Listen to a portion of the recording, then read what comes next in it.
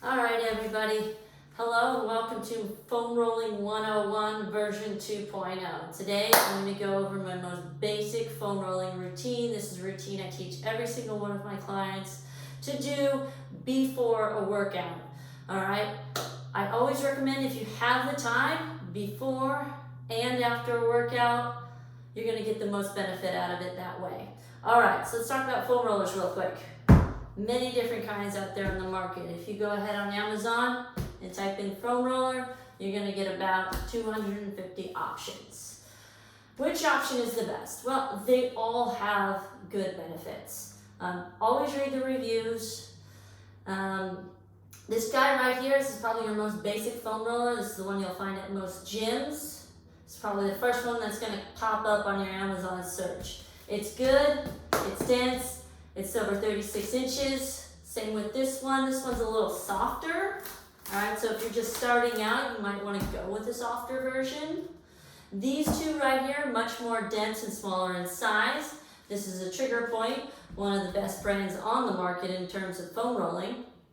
All right, this is also a great one to travel with because it's hollow, so you can fit stuff in here and throw it in the suitcase very easily. This is the one I always take with me when I travel or I'm doing my long bike rides.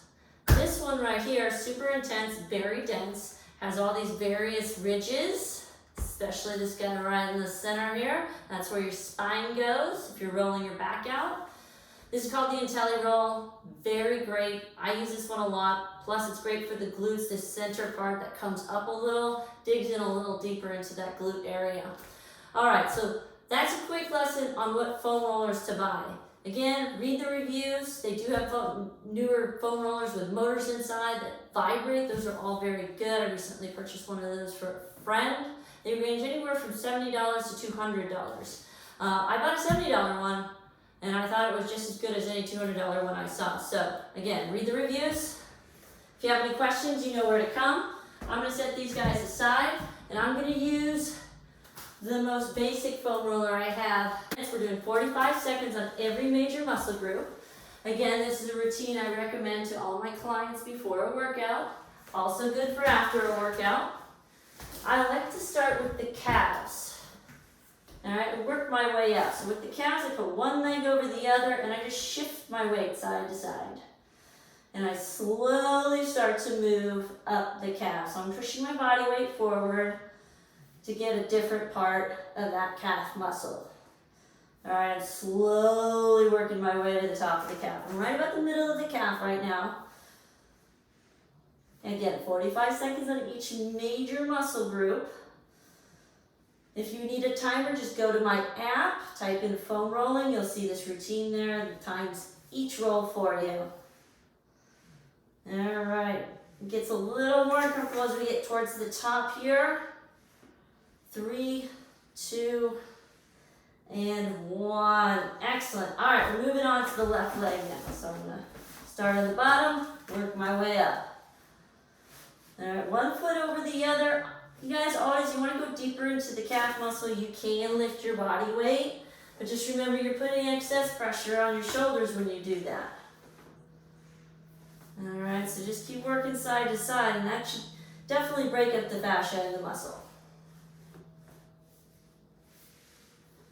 Keep working your way up till you get to the top of that calf. As you start getting closer to the top, you'll start noticing more knots, a little more tightness. I sure am trying to bear my weight on it just to give it a little more pressure here. 3, 2, and 1. Excellent. I'm now going to move on to the glutes. So we got two options for the glutes here. Left hand on the ground, left leg extended. Right leg is guiding us over the roller. We're getting the whole radius of the butt, okay? Literally from the bottom all the way to the low back. Now we want to get a little deeper. We cross that leg over the knee. All right, we're now in a figure 4 stretch while we're rolling out the glute.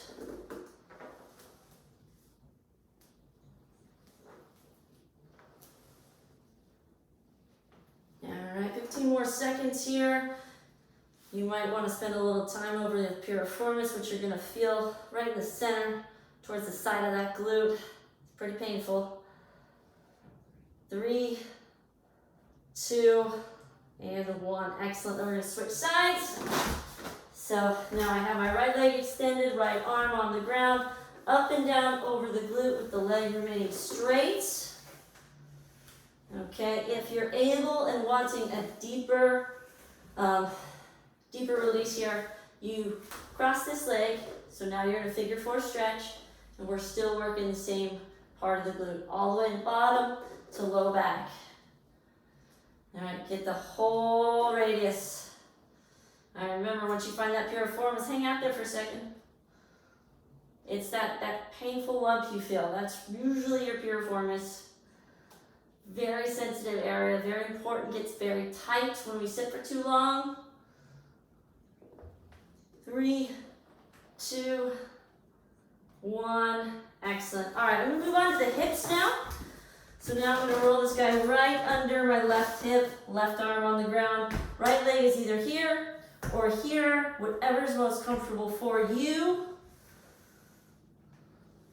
All right, and we're gonna get the whole radius of that hip. Now, you're gonna feel your hip bone a little on this. If you do, shift your weight back a little onto the glute. That'll feel a little bit better. We got 20 more seconds on this hip.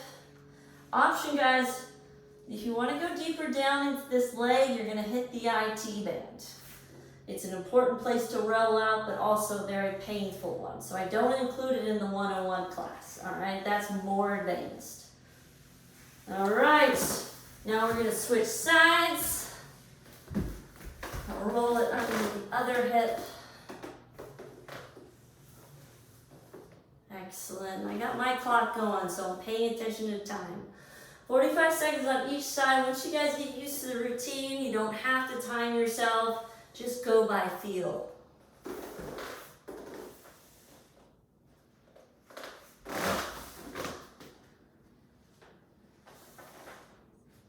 So remember, you have the option to put the leg here. It helps you get a little closer to the hip flexor. Or here. Continues to work more of the glute and kind of low back TFL area. 3, 2, 1. Excellent. We are done with the hips. We're going to move on to the inner thighs now. All right, so we're going to kind of straddle over the roller here. Kick that leg out. And we go side to side, all the way to your pelvis. All right, working that inner thigh. There's an area right above the knee that you want to focus on here. This is an area that gets tight and tends to lead to a lot of knee pain. So if you're experiencing knee pain, make sure you're rolling out these inner thighs on a regular basis. This is another one that isn't the most comfortable. Can be pretty painful. 3, 2, 1. Excellent. All right. Other side. All the way to the pelvis from the knee.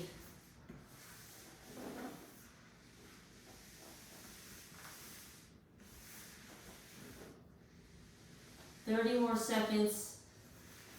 Again, you want to focus on that area right above the knee. It's an area that gets tight. It's a very sensitive area, but it's an important one to roll out. Woo!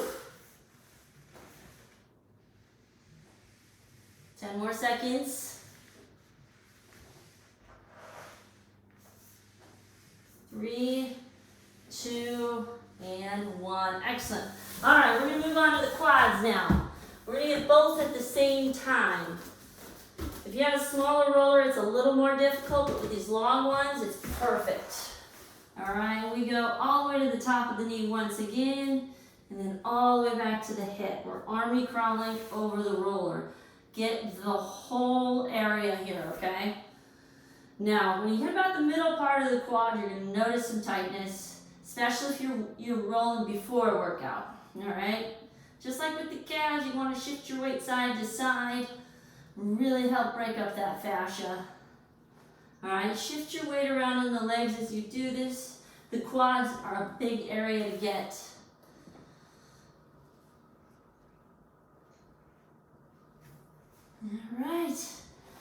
Alright, we're going to move on to the upper body now. So I like to start with what we call our T-spine, or thoracic area. That's the middle part of your back to the shoulders. Hands behind your head, lift the hips up, roll this all the way to the shoulders, and then back to the middle part of your back. Now it's important to remember not to go too far down the back, or else you will lose balance off this roller.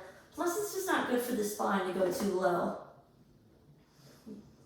That's where we tend to have a lot of curvatures in our spine, is as we get lower into the back, and rolling like this is not comfortable. You want to shift your weight to the side if you're going to go lower.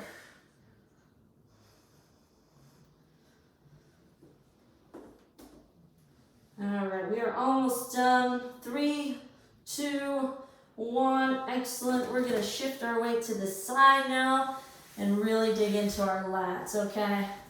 You wanna extend that arm out, bring the roller, again, middle part of the back, getting that whole chunky part of the side of your back there.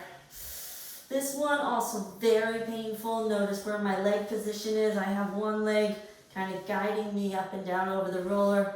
The other leg's just relaxed and following along. You can shift your weight forward. You can shift your weight back. To again, once again, get a little deeper and break up that fascia. 3, 2, 1. Excellent. All right, guys. We're going to get the other side, and then we'll be done. Not too bad. All right, so option, bring that arm out.